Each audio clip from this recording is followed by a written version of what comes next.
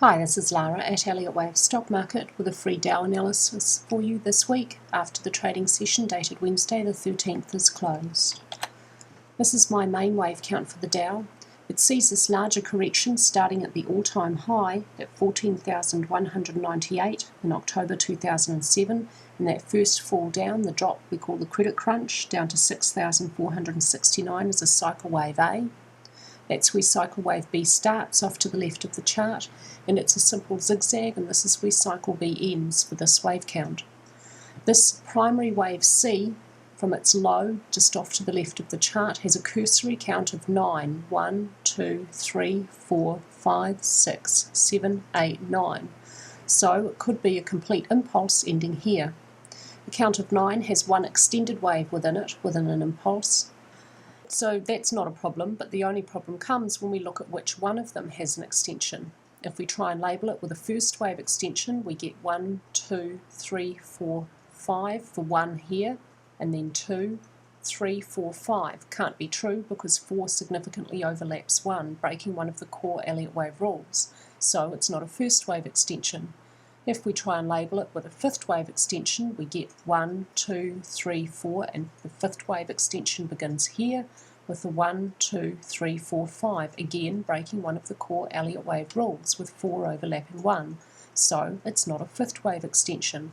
Therefore, it must be a third wave extension, which is the most common wave to be extended anyway. So we have 1, 2, and within 3, 1, 2, 3, 4, 5, the 3 ending here, a fourth wave and a final fifth wave up. The only problem with that now is that this fourth wave at intermediate degree is shorter in duration, it's 9 days in duration, than this wave of 1 degree lower. This fourth wave correction lasted 18 days in duration. It's a problem in proportion, but it does not break an Elliott wave rule. The rules are all met, the third wave's not the shortest, 4 doesn't overlap 1, 2 doesn't move beyond the start of 1, and so on and so forth. None of the rules here are broken, but the proportions aren't as we would prefer to see them. So it has a slightly odd look, but it doesn't break any rules. So if cycle wave B has ended here, we've had a trend change at cycle degree. We'd expect cycle wave C to last at least a year, if not longer, and take price down to where it reaches equality with A at 5,052.91 points. We have a leading contracting diagonal here for a first wave, a second wave correction, third, fourth and fifth wave. So wave 1 blue, I've altered this labelling here a little bit for this analysis after looking at these pieces of movement more carefully on an hourly chart. So 1 blue ends here, and here we have an A, B, C zigzag for a deep second wave correction. 2 can't move beyond the start of 1. Any further upwards movement, if the second wave extends further as a double or a zigzag or a double combination, may not move beyond the start of 1 above 12,876 points. When wave 3 blue moves beyond the end of 1, one of the core rules is met. We will have further confidence in this wave count with price movement below 11,862.53 points because it will meet one of the core rules, and at that stage the alternate will be invalid. We'd expect 3 to reach at least 1.618 the length of 1. It's extremely likely to be longer than equality with 1 because 2 was such a very deep correction.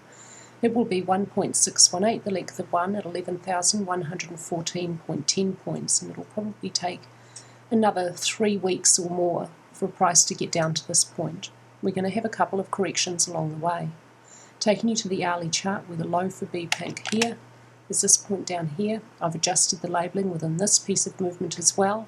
This has better proportions between 2 green and 4 green, and we also have alternation in structure, 2 being a zigzag and 4 being a flat. That's quite nice. 2 is also a deep correction and 4 is a very shallow correction, so we've got good alternation there.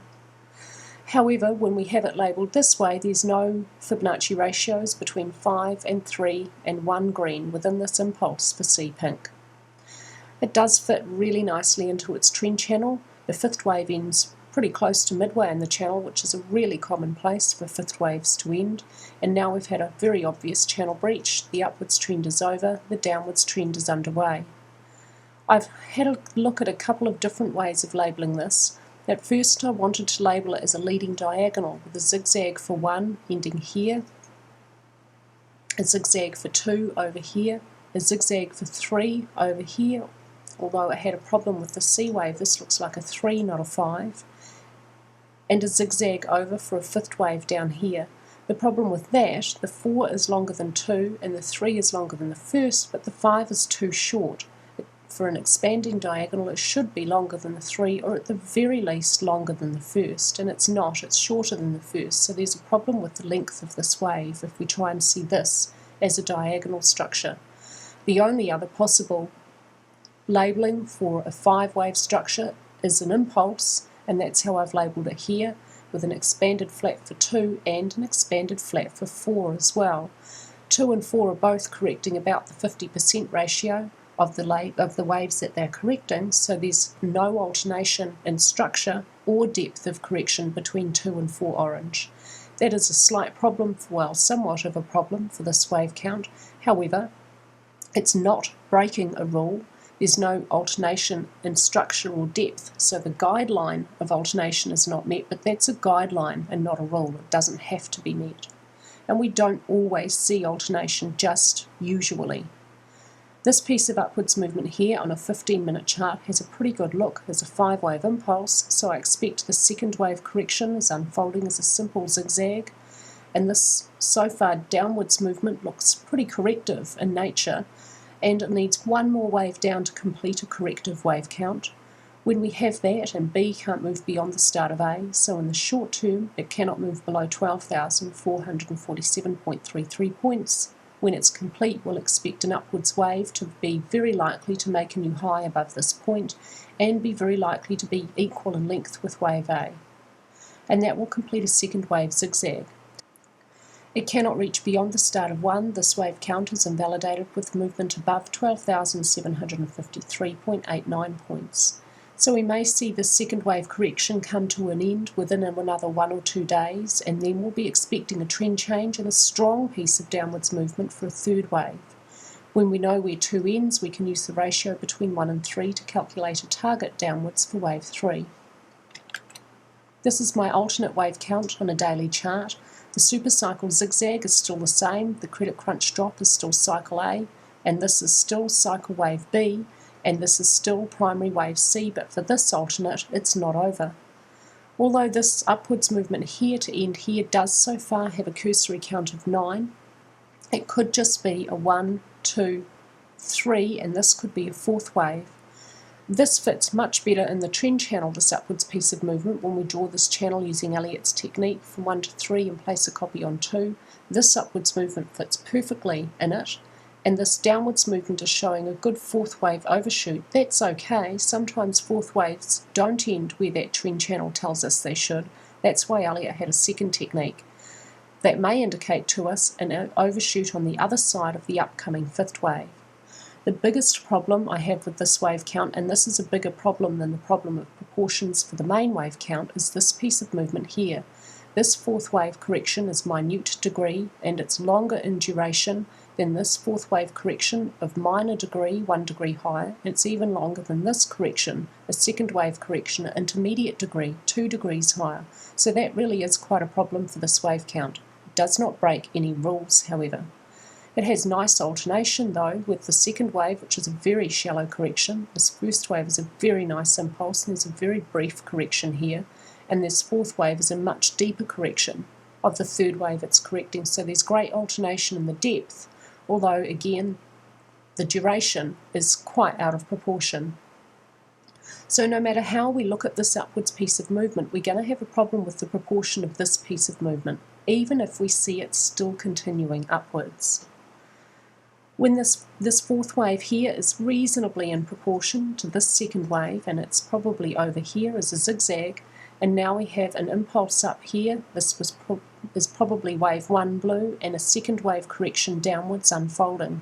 So the short-term outlook would be exactly the same. Instead of labelling it 1, 2 as I have on my hourly chart for the main wave count, we'd simply label it AB. And we'd still expect B to continue as expected for the hourly chart, and then C down instead of a 3rd wave, because 1, 2, 3 and ABC are pretty much the same. Movement to a new high above 12,876 would confirm this wave count. Movement to a new low below this point would invalidate it. It would be fully and finally invalidated with movement below 10,719. Although, if we were to see this fourth wave at intermediate degree beginning here and continuing yet lower, possibly as a flat, maybe even a triangle, it would start to look extremely strange and just too much out of proportion to have the right look. So far, this is reasonably adequate. So there you have it, my weekly analysis for you for the Dow. I'm expecting a little bit of downwards movement when markets open tomorrow, and then I'm expecting a little bit more upwards movement probably for the rest of the day. That's all for me today, and I hope this helps you in your trading. If you would like daily analysis of the S&P 500, you will find it on my site.